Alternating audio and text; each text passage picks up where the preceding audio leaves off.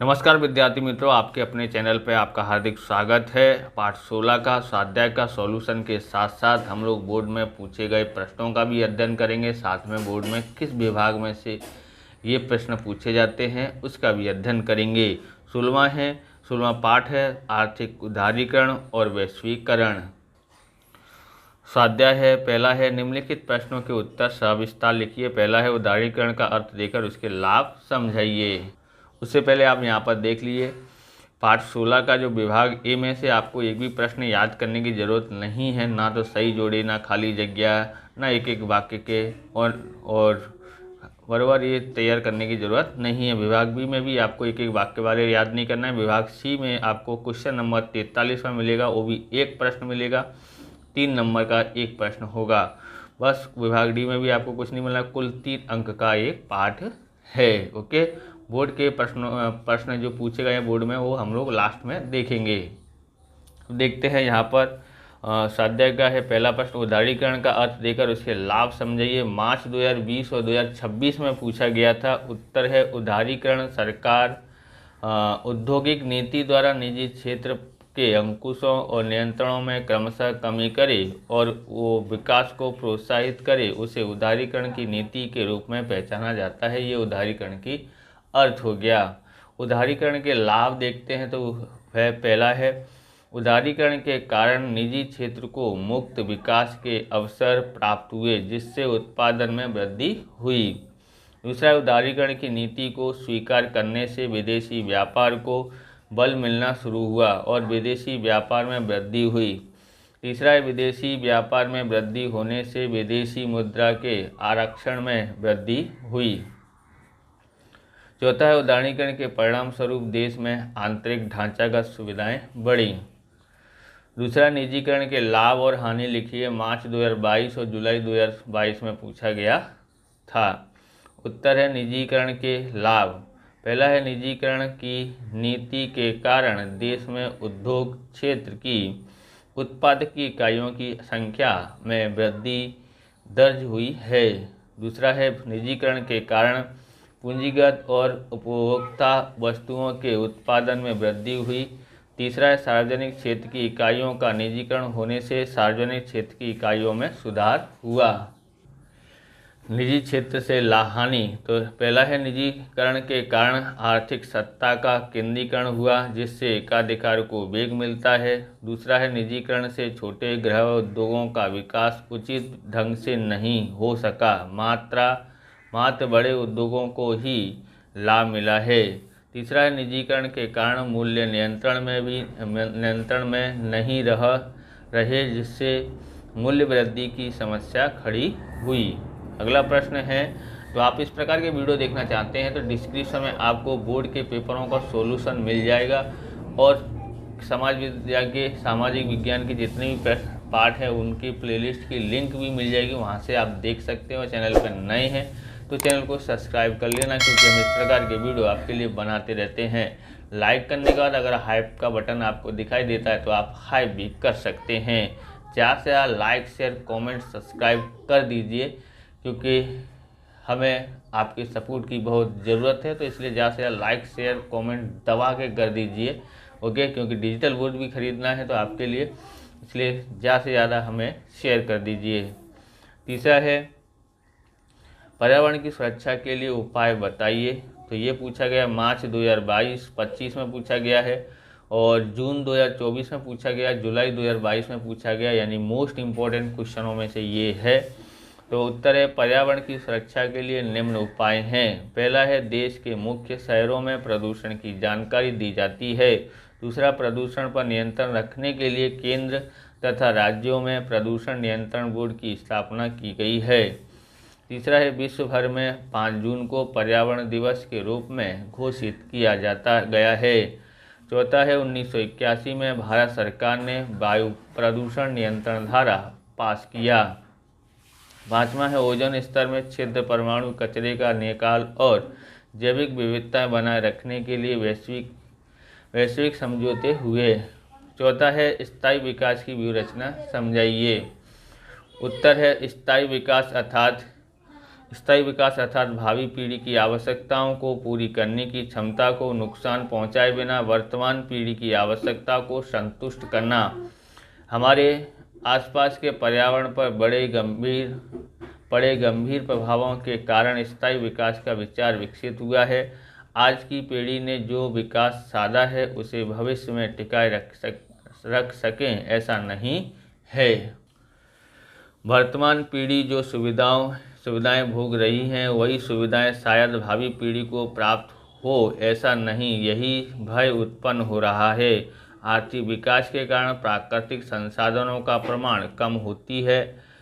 इस परिस्थिति में विकास के विचार में परिवर्तन जरूरी है। आज का विकास और उसके कारण पर्यावरण पर होने वाले प्रभावों का अध्ययन स्थायी विकास के विचार के अधीन किया जाता है।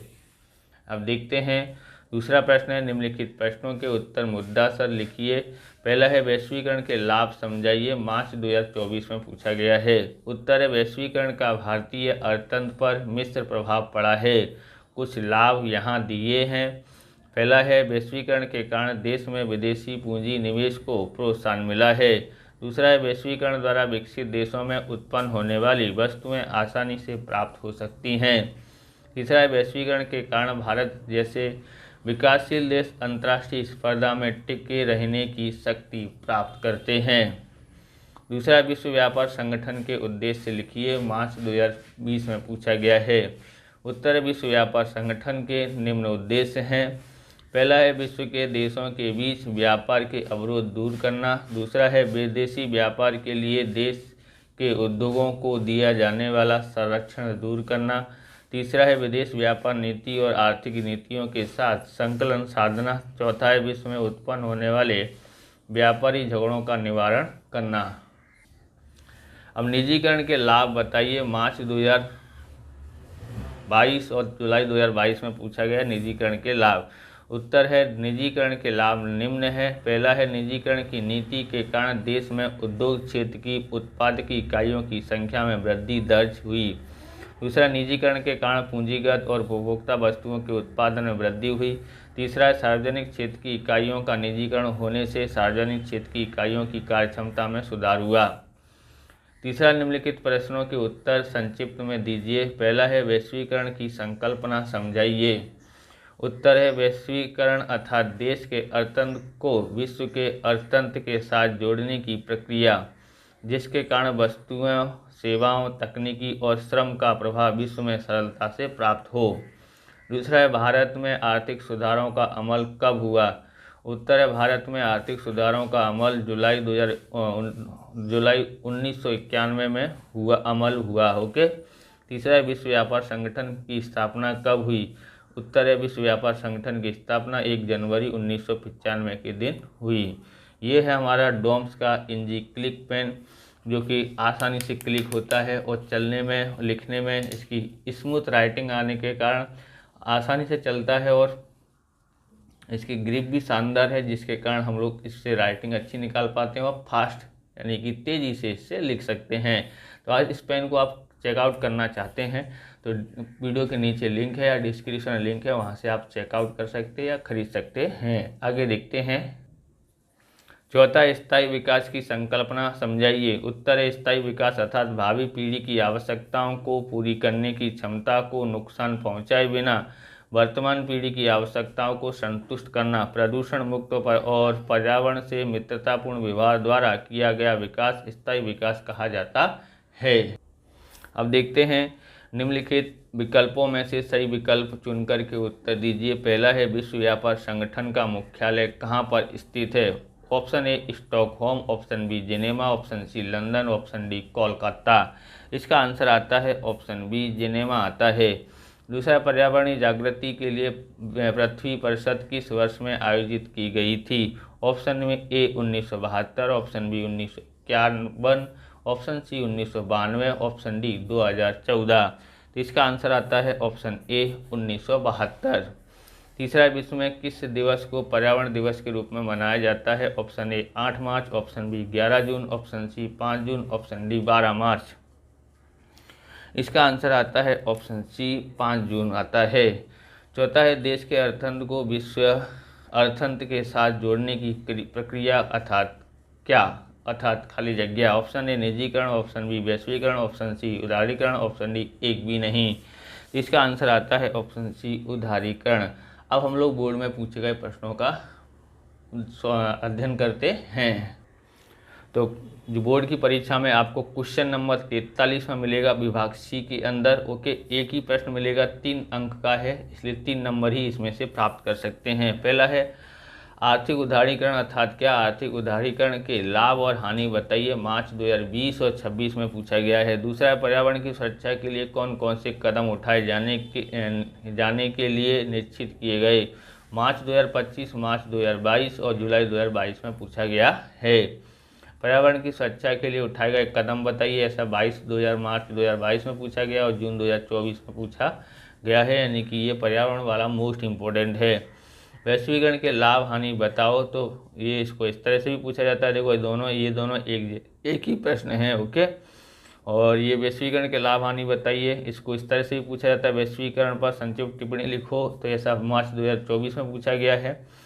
इसको ऐसे ही पूछा जाता है, वैश्वीकरण अर्थात क्या? वैश्वीकरण में कौन से सुधार हाथ में लिए गए। ओके, चौथा प्रश्न है संयुक्त राष्ट्र संघ द्वारा संचालित विश्व व्यापार संगठन के उद्देश्य और कार्य बताओ, मार्च 2023 में पूछा गया है। इसको ऐसे भी पूछ सकते हैं, विश्व व्यापार संगठन अर्थात क्या?